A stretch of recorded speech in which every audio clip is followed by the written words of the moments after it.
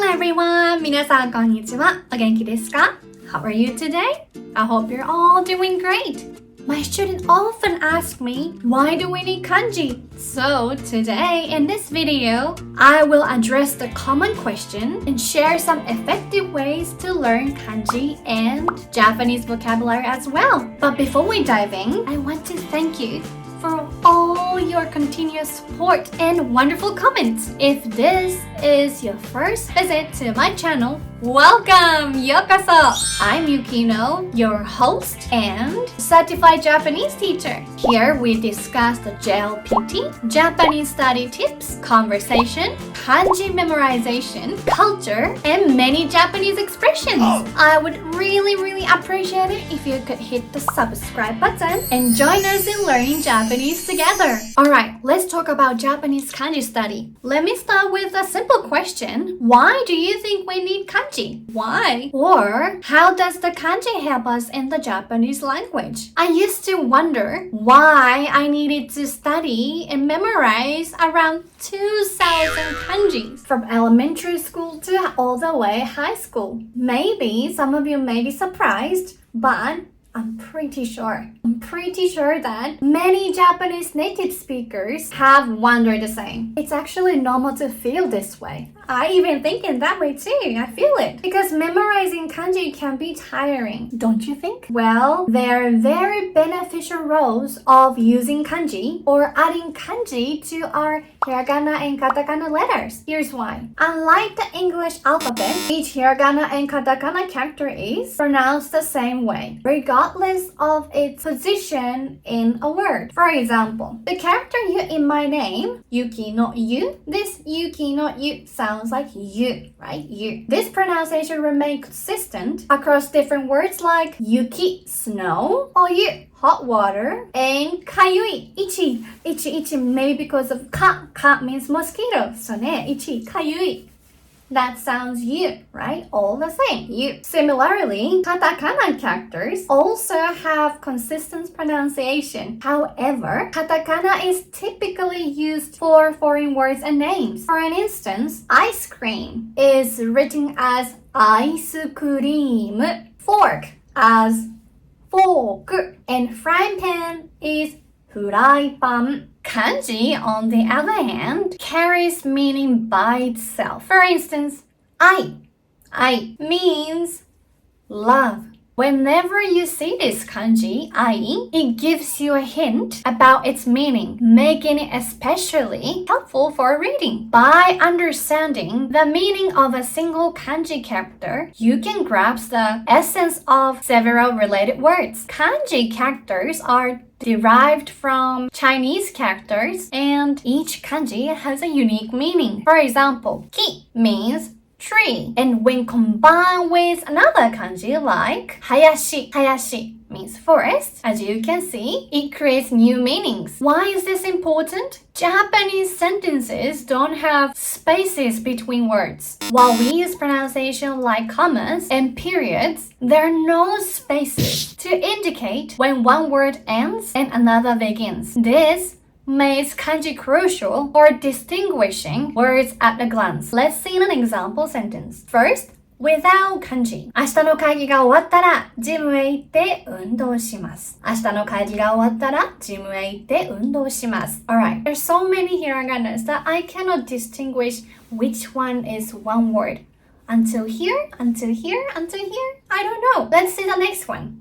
This time with katakana. Gym has been changed to katakana. Gym, right? So now we know gym. At the first glance, we can say, gym is one word, gym, ne? Okay, so let's see with kanji. Remember, kanji has its meaning. 明日の会議が終わったら、ジムへ行って運動します。Okay, so let's see these three differences.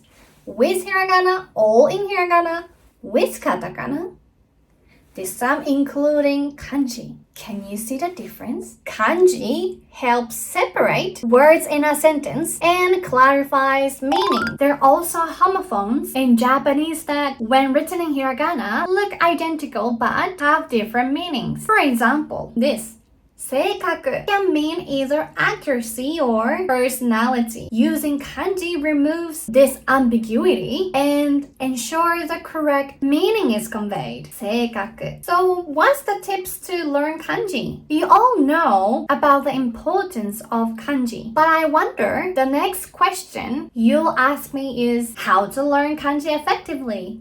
Isn't it right? Well, that's exactly what we're going to talk about in this video. I've got some easy and practical tips to share from my experience as a qualified teacher. I hope they help you guys. So in Japan, we have a set list of kanji called Jouyou Kanji, consisting of 2,136 characters. They're taught in schools and used in everyday life. While this might seem like a lot, these kanji are simplified from their original forms to make them easier to learn and remember. For instance, the old kanji, this, gaku, meaning study, has been simplified to this, gaku. Compared to this, it seems really easy, right? At least for me, I feel that way. I don't know when to write this way. I would rather have simplified kanji. If you've just started learning kanji or want to start from scratch, please begin with simple basic kanji, like those at the N5 level, JLPT N5 level. But make sure that you're familiar with hiragana, katakana, radical, and stroke orders of learning kanji first. If you aren't, you can check out this video. I want to ask you this question. Are you looking at the single kanji at a time and trying to memorize the different pronunciations and sounds that they may call onyomi and kunyomi? For example, this kanji represents the meanings of sky and empty. It has actually 5 different pronunciations. Sora, ku, aku, akeru, and kara. 1, 2, 3, 4, 5. 5 different pronunciations. So many pronunciations, don't you think? If you've been trying to memorize those 5 different sounds by themselves, I suggest you stop. Many of these sounds are seldom used in reality, and you don't want to spend time on something you might never use, right? Even Japanese native speakers don't study like that. Instead, try to memorize vocabulary with kanji so that you can increase your vocabulary level and kanji knowledge simultaneously. For example, instead of repeating the sounds sora, ku, akeru, aku, kara, look at the vocabulary that includes the kanji. For example, this we call karabako, means empty box. Let's remember this. Karabako, karabako, empty box. Karabako. How about this? This kanji we call akibin. Akibin. And it means empty bin. This way, you learn the common sound for the kanji within vocabulary, making it easier to remember than just a single kanji. Also, when memorizing vocabulary with kanji, please search online for images of the vocabulary so that you have a visual image in your brain too. So now we know the tips for vocabulary and kanji learning. But how should we study? Writing? Readings? When I was a student, we relied on textbooks and notebooks, writing kanji repeatedly. These are good.